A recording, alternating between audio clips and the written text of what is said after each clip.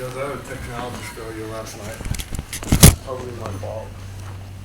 And I know you shouldn't have them, but I was working along at 8:30, and I was doing okay. And you get that little warning light that bleeps up that says your computer is low on power. You need to plug it in where it's going to power down. I got that message, and I was like, oh yeah, I'm good. I'm good. And I got into doing what I was doing, and ping, zzz, all right, well, okay, that's okay. So I went and I got the power cord, and I plugged it in. I waited a few minutes, and it actually shut all the way down. It didn't just kind of power down to sleep mode. It actually powered completely down. So I plugged it back in, hit the button, it came up, and you know how it auto-saves stuff? So it had auto-saved what I was working on, which was good, but what I had done is I had taken a previous sermon, those notes, and I had just grabbed it and used it as kind of a formatting kind of thing, and I had not renamed it. So when it asked me, do you want to delete this? Yes, because I've already saved that, right? Just beep, it's gone, blinked it, beep. I'm like, wait a second, where's this week's deal? And not only did I not save it, I deleted it, right? Really smart, right? I deleted it. So last night at 8:30, I started over. But the good thing was, at least it's in my head, right? It wasn't. Jim, that's not a technology failure. Just It's funny, right? So we're talking about wisdom, and then I tell you that story, right? So that's kind of the deal. So I did okay. I went downstairs. I said, Jody, I really messed up. I need you just to rub my back for a second while I get myself together, and I'm going to go start up again. So I kind of sort of finished last night at 2, but that's okay, right? It's actually okay. But so you guys, last week, Jody did a really good introduction into the idea of wisdom literature. And she introduced us in a way to the book of Proverbs and to the man, a bit about the man who is credited as the collector and author, which was Solomon.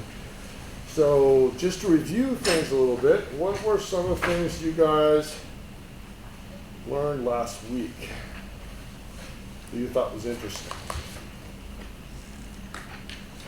There's wisdom literature in other religions too. yes. Very good. Yep, there's actually wisdom literature in every civilization in the earth, which is interesting, right?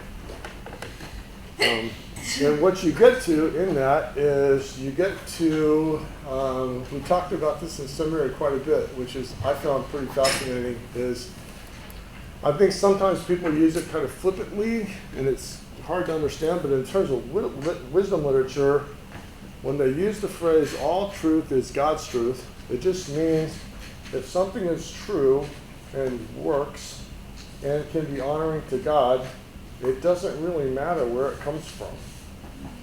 And in a sense, that's also where you get to this idea that God blesses us, right? The rain falls on the good and the bad. Droughts happen to the good and the bad. So, we get a lot of the blessings that come from God, the truths that come to God, from God, it's not Christian specific, although it's not salvific for other people, right? So that's an interesting concept, that whole thing. What else did you guys learn? It doesn't do universal laws, it's more like circumstantial patterns. Right, good. So they're not universal laws that are true every time. They're a lot of times general patterns in life. And I use this example a lot, but when if you were to interpret many of the sayings and Proverbs in a wooden literal sense, right? If I tell you an apple a day keeps the doctor away, I'm actually not literally saying if you eat one apple each day, you will never see the doctor. I'm saying if you eat well, usually speaking, general pattern is if you eat well, you'll be healthier as you live your life. So that's very much exactly what Andy was talking about there. What else? And I can tell you one thing that I thought was interesting when I studied Proverbs the first time was that I really thought Solomon wrote everything everything instead of Solomon, a proverb of Solomon. I thought he wrote every one of them. And the scholars are in pretty good agreement that he probably did not write all of them. He probably wrote many of them, but many of them are almost exactly the same in other cultures. And so probably what happened is this is a collection of wisdom literature that was to be handed down. And that's typically what the purpose was for wisdom literature. It was to pass down wisdom from a generation to another. So I thought that was pretty interesting. Well, this week I have the first 7 verses of Proverbs chapter 1. The first 7 verses form what you might call a prelude or a prologue, introduction to the book. So just let me read the whole thing to you. It's not long. Verse 1, the Proverbs of Solomon, son of David, king of Israel, for gaining wisdom and instruction, for understanding words of insight, for receiving instruction in prudent behavior, doing what is right and just and fair, for giving prudence to those who are simple, knowledge and discretion to the young. Let the wise listen and add to their learning, and let the discerning get guidance, for understanding proverbs and parables, the sayings and the riddles of the wise. The fear of the Lord is the beginning of knowledge, but fools despise wisdom and instruction. So it kind of starts out right off the bat. It gives us who has put the collection together, what it is, what's in it, and what it's for. So it's very much an introduction. So like I said, the main purpose of the book is to pass on wisdom. And in the ancient world, it was common to attempt to pass wisdom from one generation to the next. There's actually an ancient Egyptian proverb, I really like it. It says, no one is born wise. You know, well, you do have some people that seem to be born very smart, right? But no one is born wise. And Jody talked about this last week. What is wisdom? Now, I can give you the most common definition, but anyone want to take a crack at it? All right, let me just tell you. So, the most common definition of wisdom, biblical wisdom, it's the acquired learning that helps one know what to do in a given situation. So it's not real complex. It's the acquired learning that helps one know what to do in a given situation. Hence that idea, no one's born wise, because it's acquired. The Bible uses the same term to describe both skills, like skills and trades, and it uses it in a more general sense of living well, which is how it's used in Proverbs. And the living well part is what the book of Proverbs is full of. So with that, let me kind of dive into, let's start at verse 2, and we'll kind of go through it piece by piece. So verse 2, it says, for gaining, so basically what has happened here, this is one long Hebrew sentence, almost the whole thing, with clauses, clauses, infinitive phrases, there's like 6 of them. So it's wisdom, that is, verse 2, for gaining wisdom and instruction, for understanding words of insight. And what's interesting is a lot of you guys probably have the translation for gaining wisdom and discipline. Who has that? So a fair amount of you guys do. So the older NIV translation, NASB, they would use wisdom and discipline, and it's interesting how those are paired together. Because discipline is the more literal translation. So when you get into the NIV, where it gives dynamic equivalent, the idea of what is the idea given forth here, when wisdom is paired with instruction, it can also be translated as discipline. But when wisdom is paired with discipline, It's the type of discipline used in an educational effort. So you guys are teachers, right? A student doesn't usually, not always, but they don't usually just get it, right? You don't just tell them once, like you don't just say something and the student goes, oh yeah, I get it, I'm good. And they score 100 on stuff. That's not how it typically works. It takes discipline because sometimes in learning, sometimes you must memorize and you must practice and you got to get good at it, and then you got to make application into like a real world kind of operation, how it's going to work. And in the end, you really understand it and know it. So it takes discipline, and it's a disciplined process. So part of learning wisdom is submitting to instruction to meet the goal of growing in wisdom. So again, the pairing of wisdom and instruction or discipline here, in the context of the whole passage, what it suggests is that submitting to instruction and a constant seeking of wisdom is kind of a way of life. It's how life should work. And that really,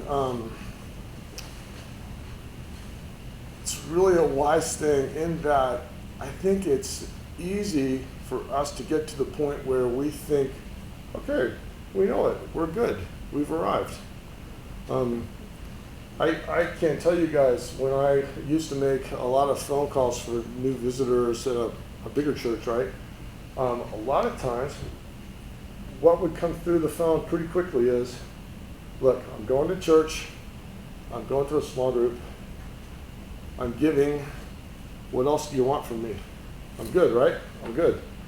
So they thought that's the life, I've arrived, I'm doing it. Not how it works. Like gaining wisdom, being sanctified, right? The idea of becoming more like Christ and his character. Christ-like, it's a lifelong process. It doesn't just happen in a place and time and you're good. Okay, so it's a way of life. A way of life. It's in a sense, it's almost like a rhythm of life. A natural rhythm of life is you submit yourself to instruction. You submit yourself in a sense of instruction in a disciplined way, right? Not just willy-nilly as it may happen or not happen, because again, in an educational process, that's why we have grades, right? Because if we don't have grades, most people don't apply themselves. So, in the case of living life well, we don't have grades, but we're to seek it out. Okay? We're to seek it out. Now, in verse 3, it says, for receiving instruction in prudent behavior. And again, just to let you guys know, so the translation using discipline would be for acquiring a disciplined and prudent life. So here the translation of prudent behavior, it's actually a term that could just as easily be translated practical wisdom. Okay, so prudent behavior is a term for practical wisdom. It refers to an understanding and insight that can lead to good ends or, on the other hand, to bad. And it's really, in a sense, it's about the ability to size up a situation correctly and then act in accordance with what you see. Okay? So it's very practical, but when you pair it with proper instruction, prudent behavior leads to good ends. If you don't pair it with proper instruction, it leads to bad ends. Because you can size up correctly and take advantage of it for bad purposes, right? But this is about sizing up the situation correctly and then moving to a good end. Now the second half of the verse, it continues, it describes a good and prudent life. It says, doing what is right and just and fair. And the commentators refer to this as a central Hebraic, which is interesting, but it's a triad of values that is central to the faith. Okay? So righteousness, justice, and equity is the Hebrew terms. Okay? The commentators say that not only does this fall in the center structurally of the prelude here, but it actually is at the heart of what Proverbs is about. This idea of righteousness, justice, and equity, or of doing what is right and just and fair, these are used in the Psalms some 19 times as a description of God's character. And as such, it's then used as a model, in a sense, for human behavior, human interaction. And it's going to appear throughout the Proverbs as a way to recognize if you are living a wise and disciplined and prudent life. If you are, you will do things that are right and just and fair. Okay? So then we go to verse 4. We're introduced to the first of the people who are going to hear the Psalms. And in verse 4 it says, "For giving prudence to those who are simple, knowledge and discretion to the young." So simple here means untaught. You're untaught. You're untutored. Some translations even use the term ignorant. The problem is, in our language, ignorant often has a negative connotation to it. And in this, if you use the sense here, it would be just, you don't know. You don't know what you've not been taught, so you're ignorant. But simple. It also can mean immature. It means there's a lack of instruction. It doesn't mean there's a lack of intelligence, okay? Part of this, though, is this word also has a sense that it could also mean gullible, and it could be naive.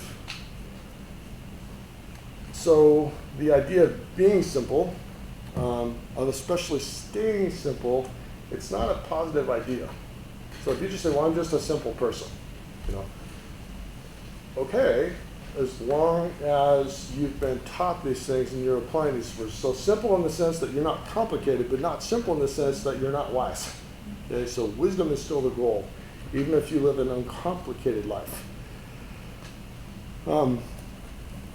So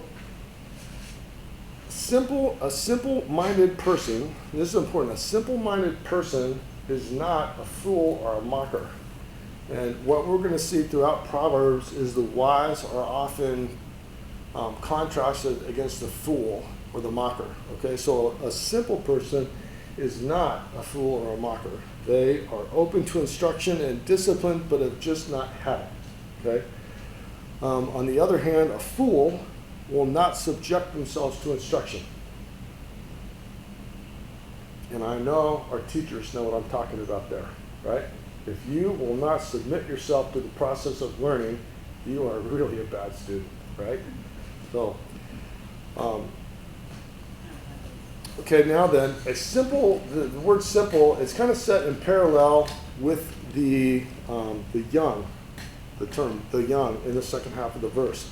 So the first two recipients we see are those who need education in every area of life. And they are to learn prudence and knowledge and discretion. So again, this has a lot to do with what do these words mean, right? Because they're not words we use often. Prudence is used here, and it's used in Proverbs. It describes one's ability to use reason to navigate problems in life. So prudence carefully considers a situation before just rushing in. It implies being cool-headed, not hot-headed, right? Not jumping in. You're going to consider things before you jump. Now, knowledge is a very general word, but within the book of Proverbs, it has kind of a relational implication to it. It means you should be a learner of all things having to do with the right relation of you to God and you to others. So it's kind of knowledge in a relational sense, navigating life with God and others. Okay. And the last word in this verse, discretion, as it's used in Proverbs, it can be also translated as resourcefulness. It's the ability to walk the path of life in a constructive way and avoid the lures of like the evil pathway. So walking the path of life in a constructive way and to avoid the lures of the evil path. So there was a lot in that verse. So does anyone have any questions about that or any comments?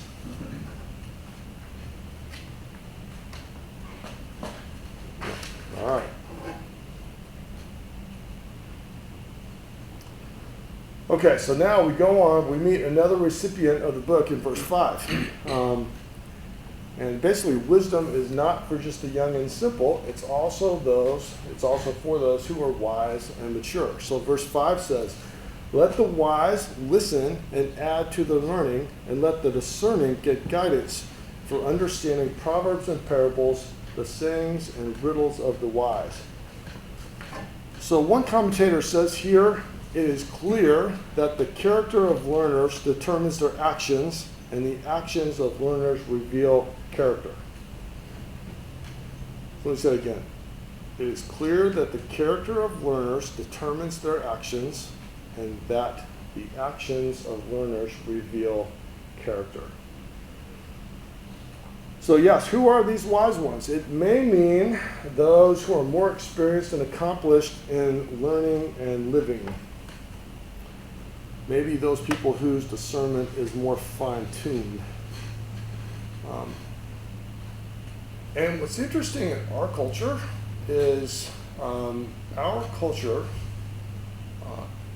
it's one of the things, and this is a secular idea that I'm giving to you, it's not a biblical idea, but it's secularly, our culture very much favors the young. The idea of being exuberant and having a lot of energy, having lots of new ideas, wanting to get in there and take care of things, being confident, being happy. Those are all traits that you find in younger people more than you do in older people if you're going to generalize. And because of that, our culture has a tendency to value the young instead of the older. Wisdom, because so much of it has to do, as I defined it in the beginning, it's the ability to basically act rightly in a given set of circumstances that you find yourself in. Part of wisdom comes through experience. And so when you have a person, especially a person who is of your same values and beliefs, in our case we're talking about Christians, but if you have one that's walked this way for a lifetime, they have a lot of wisdom just because they've gone through a lot. And so it is very unwise to be dismissive of older people because of the way our culture values the virtues of the young. And there's nothing wrong with the things I said of young people. That's really good. I can think of a lot of things where if you didn't have young people, they wouldn't have it because you need those character traits. It's just that you can't dismiss the value of the wisdom of the older people to express and use the virtues of the young. Does that make sense? Mm-hmm. And like I said, that's anti-cultural, so it's not the norm. Yeah, but that's old guys like it. What's that? That's old guys like it. Yeah. Okay. And it's interesting, it's very different in all the other cultures. Especially Asian cultures. Asian cultures, it's flip-flopped. They value the older, sometimes at the expense of what's best, maybe for an organization in a business sense, but they choose culturally to give the value to the older people, maybe even at the expense sometimes of putting products on the market faster or things like that.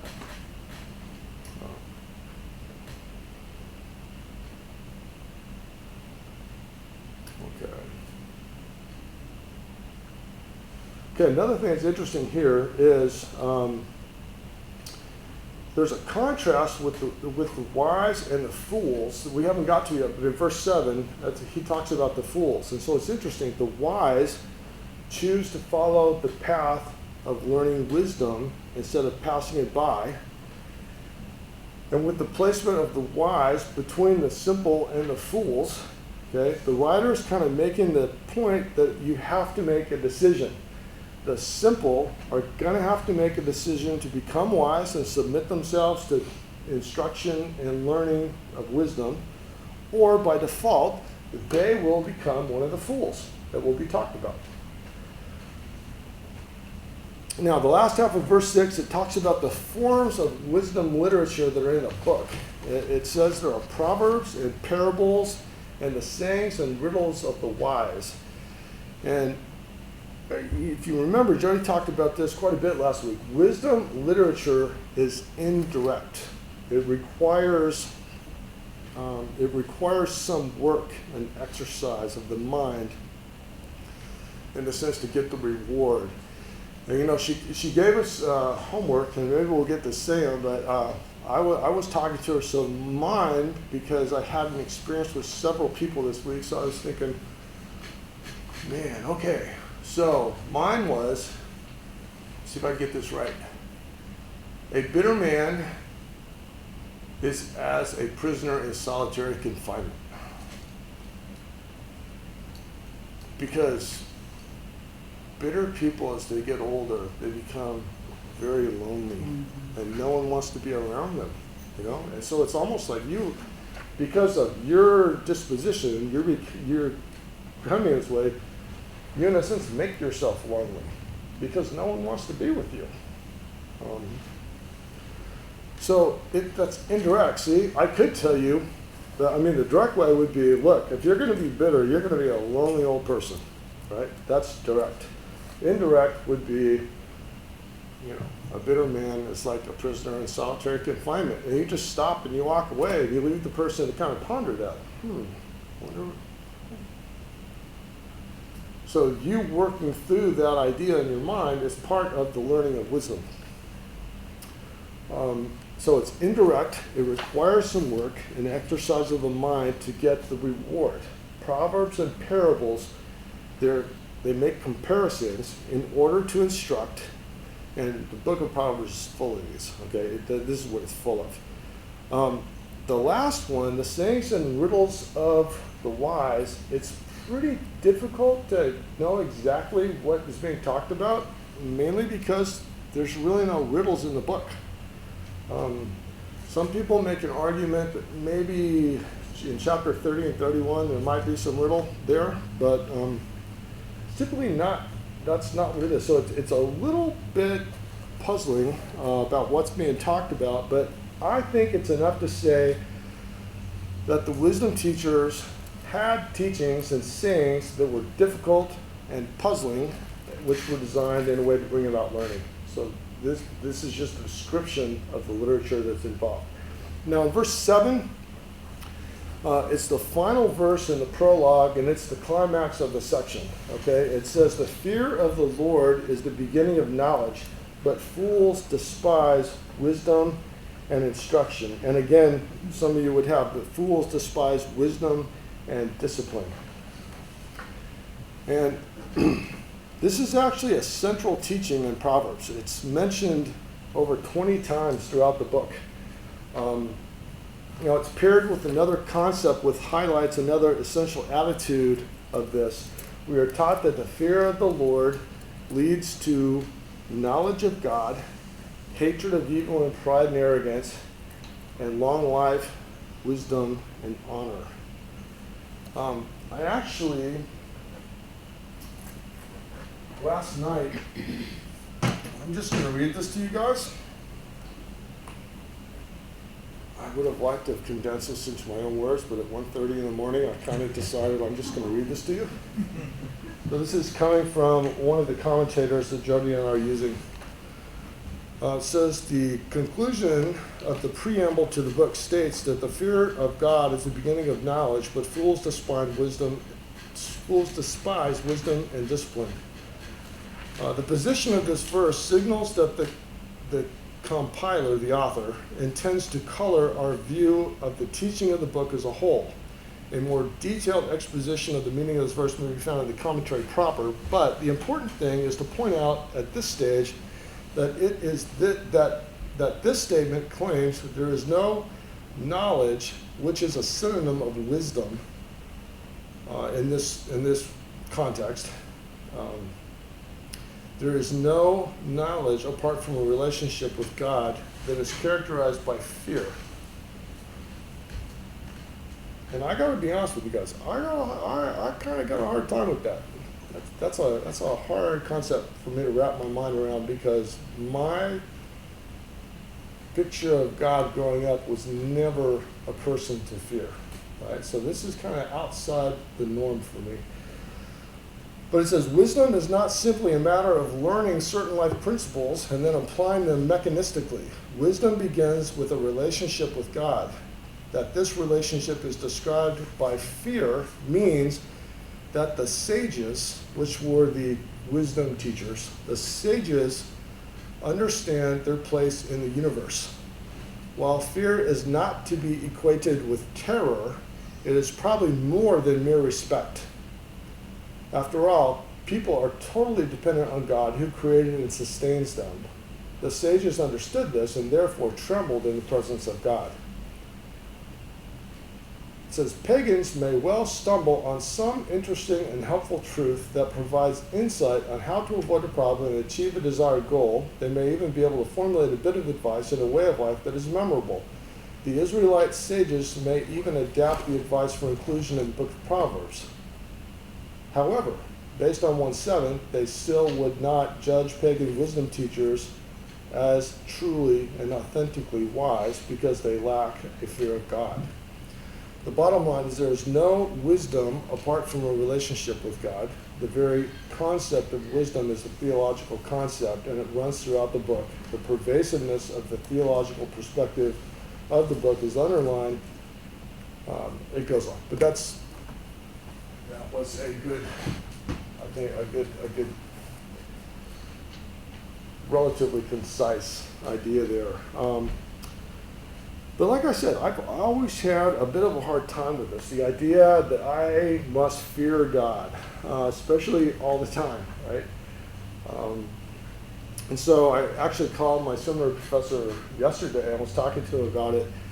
And I asked him, I said, hey, is it possible that this phrase, fear of God, is actually an idiom?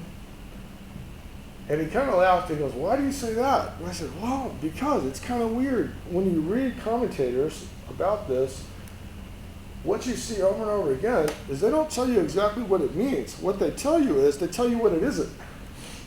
They don't tell you what it is, they tell you what it isn't. So like this guy, what he did is he said, well, it's not to be equated with fear or like trembling. Okay, so I'm supposed to fear God, but it's not fear like trembling. What it means is I recognize my place in the universe. I mean, that's kind of what he said, right? So then you kind of go,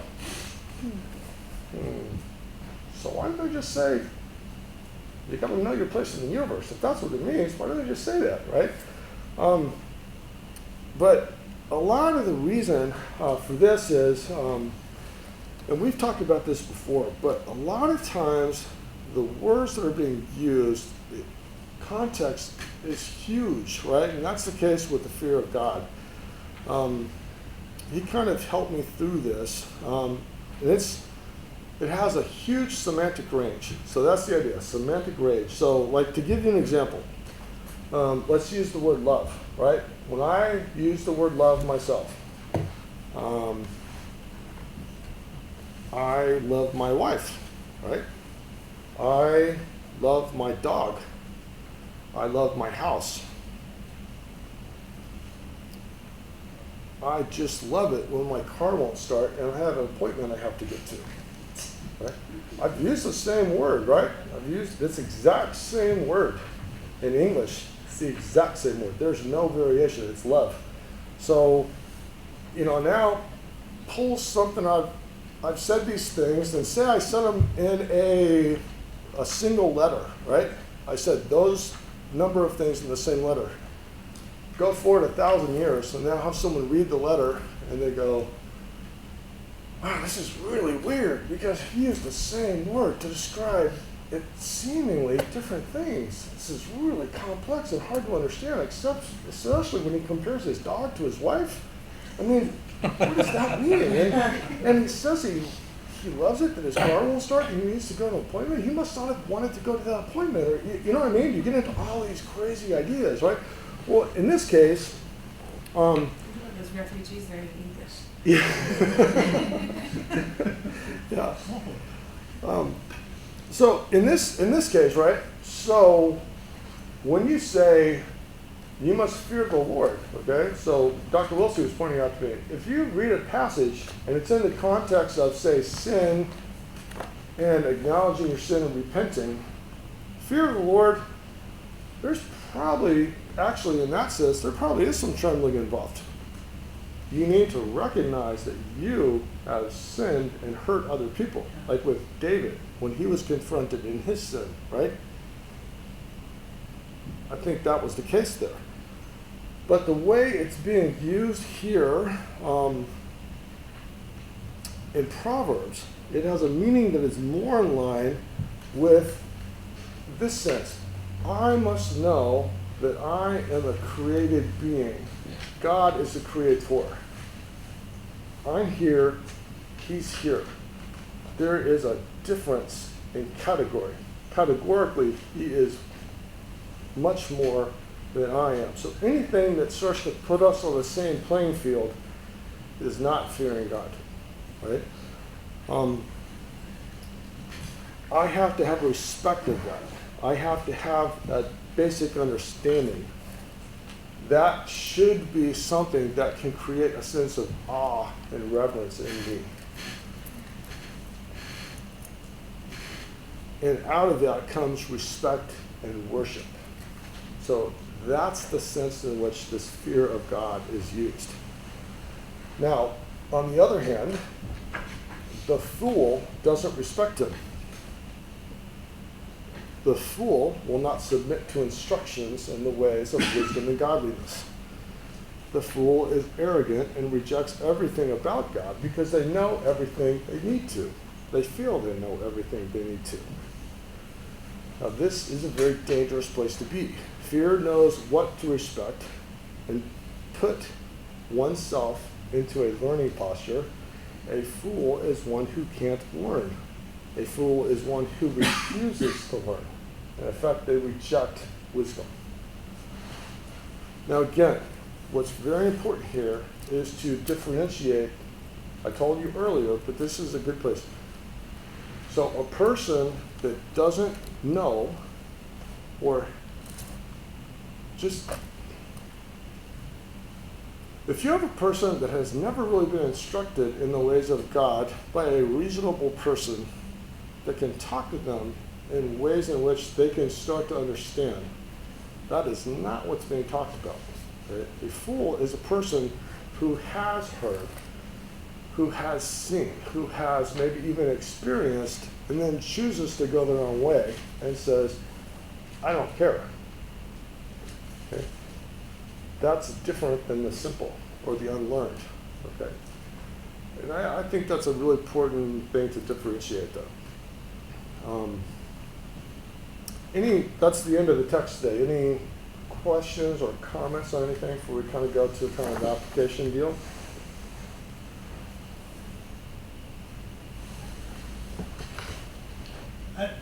Please.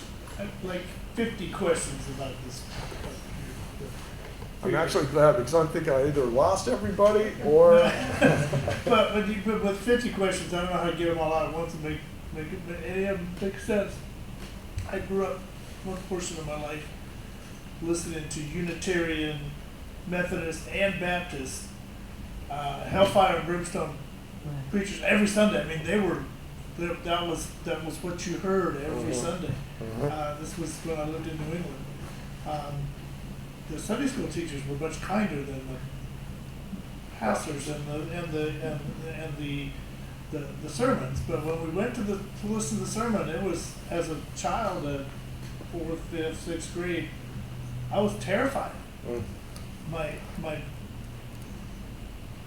understanding of that has changed over the next few years, decades. But I guess I'm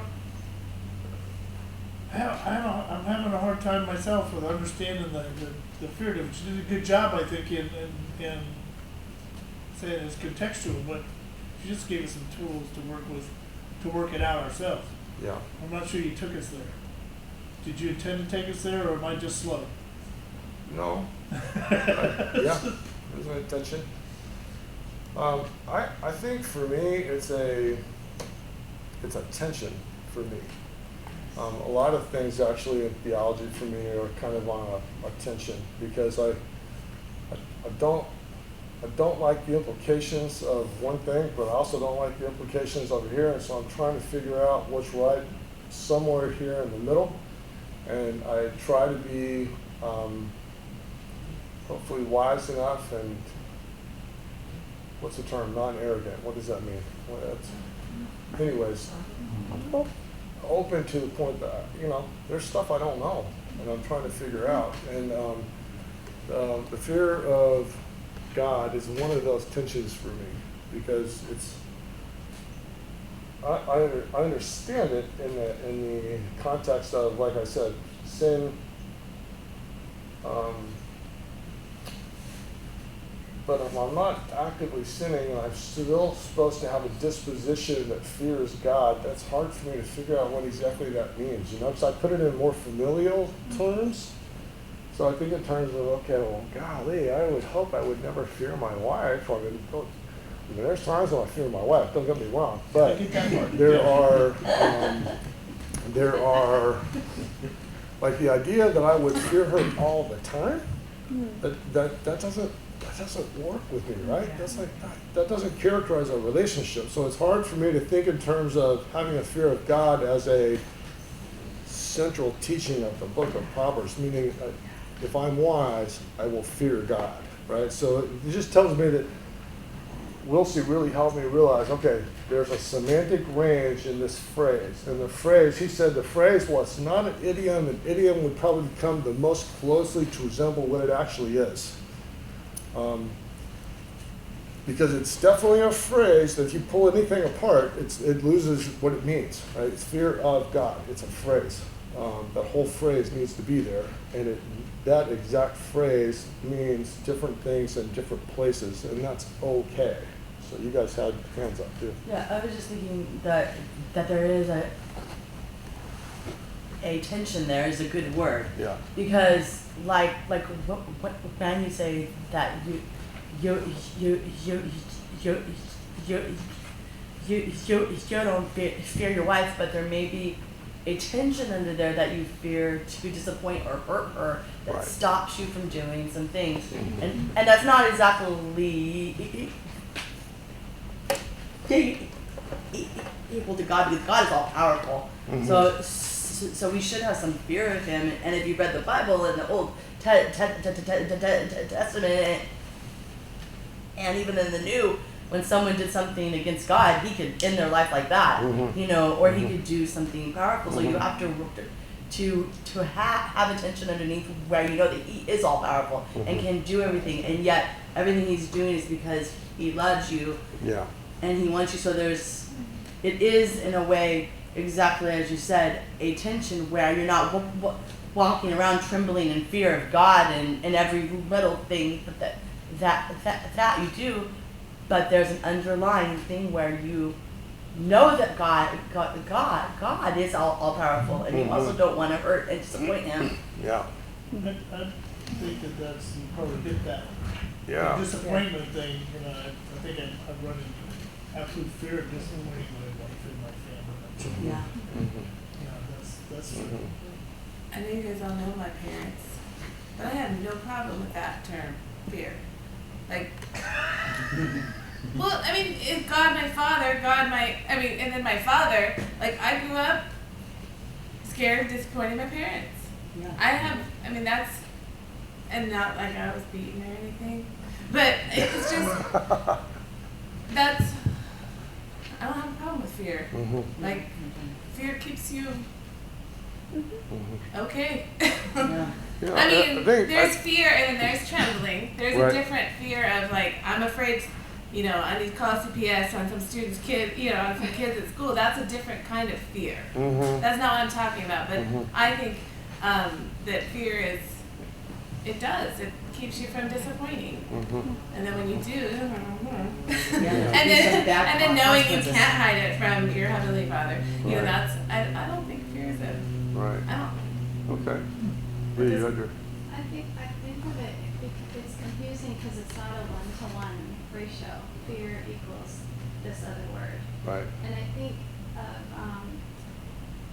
the movie Narnia, that when it came out, the first one, and how that for the first time the kids meet Aslan, Mhm.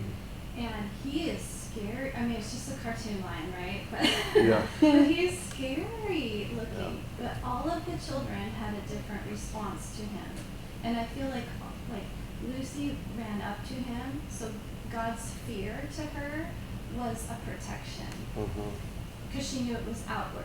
It wasn't his fear would be exhibited outward. Edmund took it as he was afraid of what Aslan would do to him and seeing his own sin. And so Edmund got hard. Mhm. Peter bowed. Mhm. Peter submitted. Mhm. Susan it was more of the kind of, I'm on your team. What can I do? Like a response. And I feel like that's why it's confusing, because it's not a one-to-one Yeah. theory. That's a I good feel point. like that's what you guys are describing, but it's not a one-to-one. Yeah. Nice. Andy, yeah. Yeah, it's just, when I think of fear of the Lord, I think it is circumstantial in a sense, where depending on where you are, how you respond to the Lord. It makes a difference. Like if Yeah. yeah. Thanks. Yeah, Rob?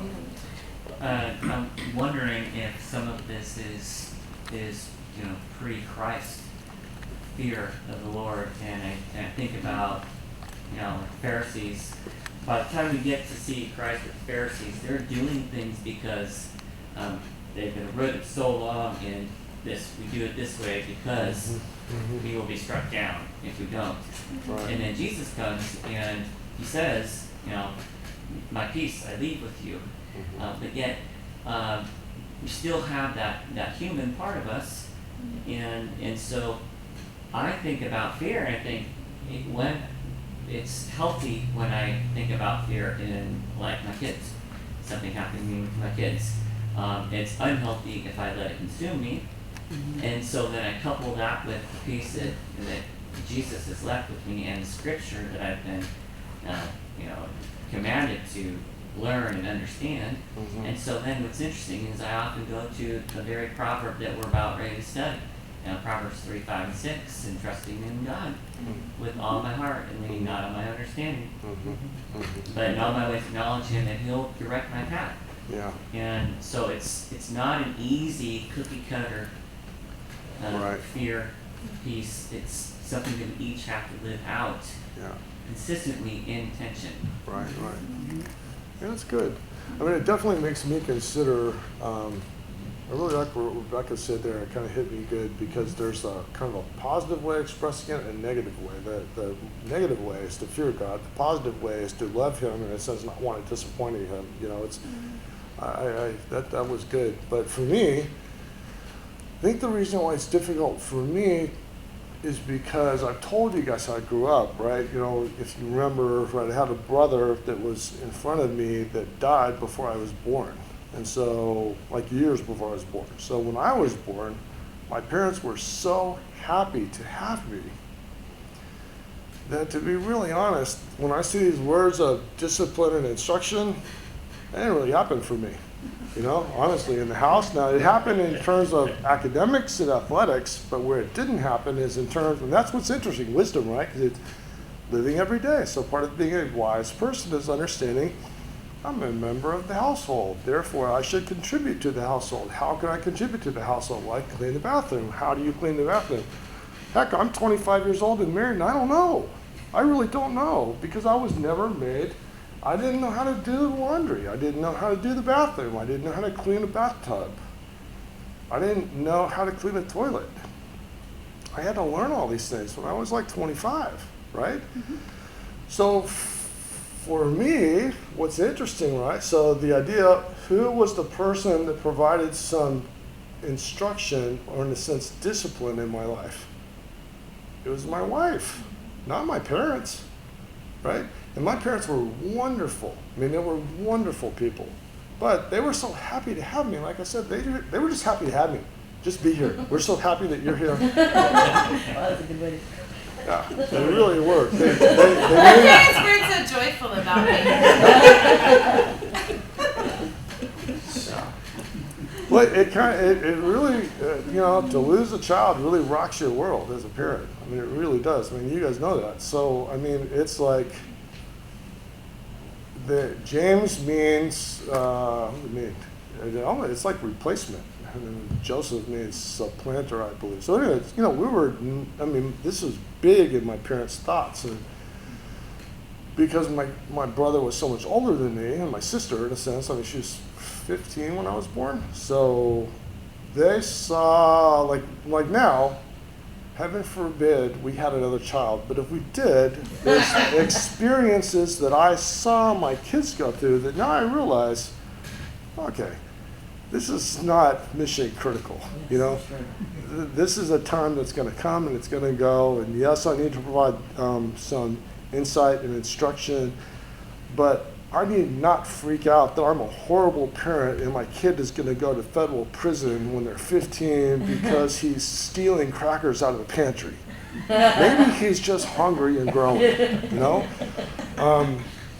So for me, it's kind of, in a sense, I think this is a little more difficult for me because it was not a part of how I grew up. I didn't have this fear of my parents at all. And they loved me and accepted me completely with almost no expectations. So it's good I had some level of internal drive to accomplish things. So athletics was good for me. Yes, sir. I was just saying that I think he was saying that not a long time. I don't know how many years ago. There was more people, on the sidewalk saying, repent or you're going to hell. There was all that fire and brimstone. And as the years have went on, now it's all, God is love, God is peace, and I don't think there is enough fear taught, and a lot of children are growing up never having any fear in their home, or never having any fear of their parents, or disappointing their parents, or doing anything wrong, because everything's okay and everything is right and there is no fear. And that waters down and affects our Christianity.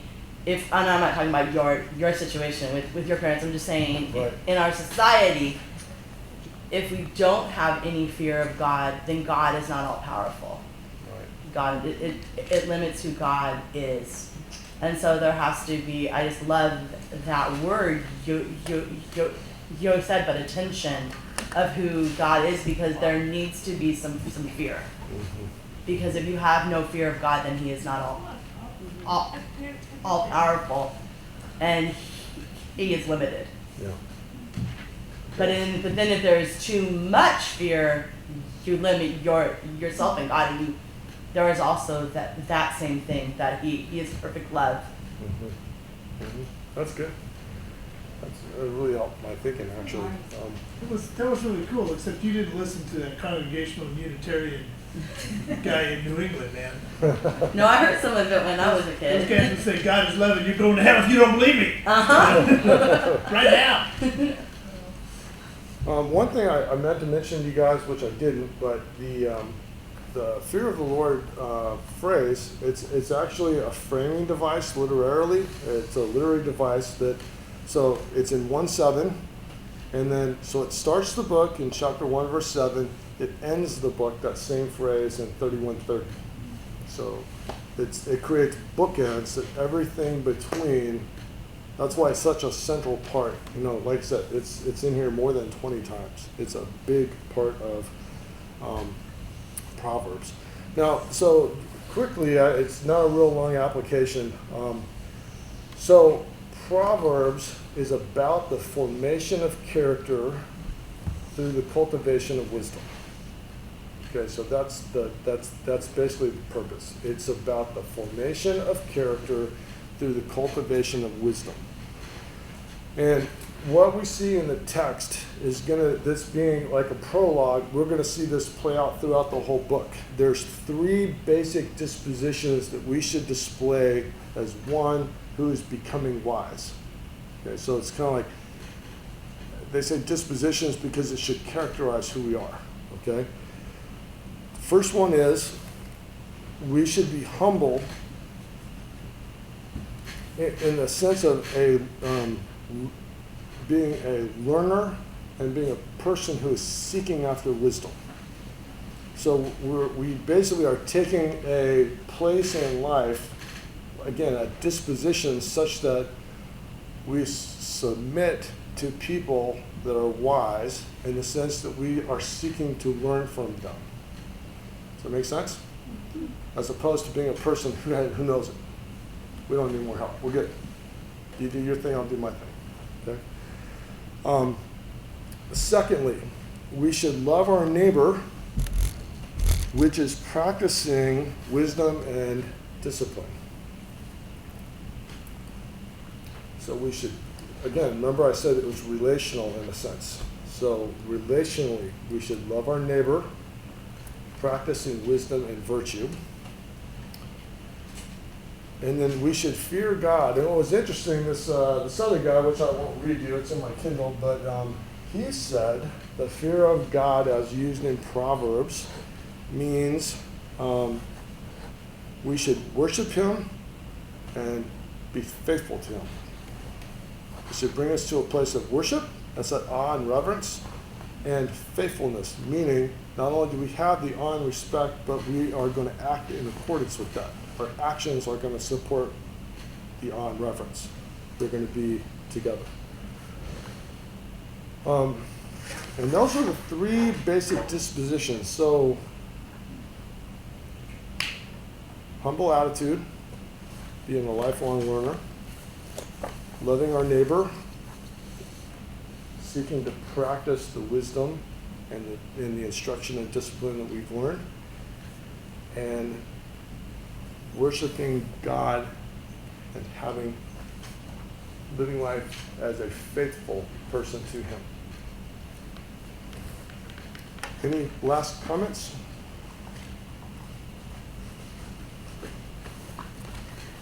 Yeah, well, One of the things that has bugged me was bugging me last week and this week is the wisdom literature. I didn't grow up with an understanding that there was wisdom literature everywhere. I always was told and instructed, or somehow Sunday school classes or something, that Proverbs was all, King Solomon, and I remember the first time a friend of mine referenced Buddha, and I was like, you're supposed to be a Christian, is what I was thinking. right. And I think, what a disservice that we're doing to each other when we teach such black and white, and when we're so strict and stern about our faith. When we can't just say, like you have said, and like Jody said the last 2 weeks, that wisdom literature is everywhere, and it doesn't mean because we get it from the Buddhist culture, faith, that it's wrong or that we shouldn't give it some thought. Mm-hmm. And it's just really bothering me that I guess maybe it's the history, or I don't know, that we're so rigid in those kinds of things as a larger faith community. Yeah. That's it's actually a pretty loaded topic. And the more conservative you get, the more rigid people seem to wrap their I don't even know the right way to say it. The one thing I can tell you is the more confident you are in what you believe, the less defensive you are when people talk about things that are coming from other faith perspectives, And you really do start to see that, honestly, quite a number of the parables in Proverbs, they have parallels from Egypt, Mesopotamia, from non-Israelite sources. Doesn't mean one's right and one's wrong, because they're almost the same. It means, for whatever reason, God chose a section of the Proverbs that he wanted to pass on to us as being important for Christians to have and to be preserved, to be taught and used in life. So these were, in a sense, Solomon felt from his perspective as a Jewish king, these are things I want to pass on to my people. Because that's one thing that's pretty interesting. Proverbs is one of the only, it might be the only, collection of proverbial sayings that has been passed on more than just to a son. Because typically what would happen is very important people would write these books down, and it's their way of passing on the wisdom to their heir, who's going to take over from this, in a sense, is being passed on to the people that Solomon was king over, which is pretty cool. But yeah, that's a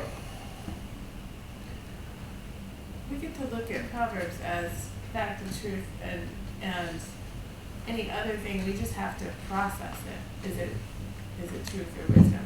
We don't, yes, we should process and mull over and think about, biblical truths, but we just don't have to decide if it's truth or not. right. With everything else, we just have to decide if it's truth. Yeah, and I think Jody used a good example when she talked about that one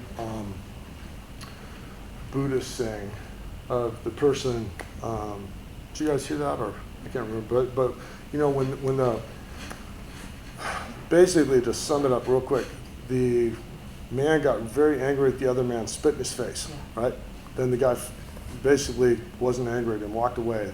The guy felt horrible, came back and tried to apologize to him, and the guy says, "You don't need to. I will not accept your apology." Not because from a Christian perspective, it's like, what's up with that? But from a Buddhist perspective, this man is saying, I was who I was yesterday. Today, I've moved to a different enlightenment, in a sense. I've moved to a different person. I'm not who I was yesterday. I'm different today. So the person you should apologize is the person over here. Since that person's not there, I can't take your apology. So see, that's a very Buddhist application. It's wisdom literature. So for us, when we hear it, we would have to modify that. But okay, what happens when a person does something to you and you, in a sense, turn the other cheek and they come back and they make an apology to you? How should you respond, right? And we could make a wisdom saying up about that. But that's where sometimes I think what Jody was saying was the application, right, needs to be, in a sense, Christian, right? And that's what we have preserved for us in Proverbs. Any last comments? Okay, well, we are going to do communion today. Ralph and Andy, you guys want to do it for us? Yes. You can say no. So you guys, communion, just to kind of talk about it a bit. Communion is something we do as Christians to remember what Christ did for us, what God has done for us. So it takes us back to the very basics of the faith, which is Christ died for us so that our relationship with God can be made right.